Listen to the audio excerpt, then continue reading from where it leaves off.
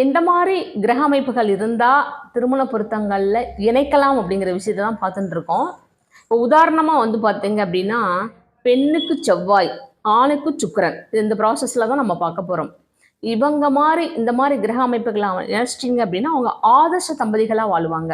இப்போ வந்து பார்த்தீங்க அப்படின்னா, ஒரு ஆணோட ஜாதகத்தில் ரிஷபத்தில் போய் சுக்கிரன் இருக்குன்னு வச்சுக்கோங்க. பொருத்தம் பார்க்கும்போது அப்படியே பெண்ணோட ஜாதகத்தை கையில் எடுத்துக்கோங்க. அந்த ரிஷபத்தில் அந்த சுக்கிரன் இருக்கிற இடத்துல இந்த பொண்ணோட ஜாதகத்தில் செவ்வாய் இருந்துச்சுன்னு வச்சுக்கோங்க. அவங்க 2 பேரும் திருமணம் சம்பந்தப்பட்ட விஷயங்கள்ல நீண்ட காலமாக ஒற்றுமையாக வாழ்வாங்க. இதுதான் சிறப்பு.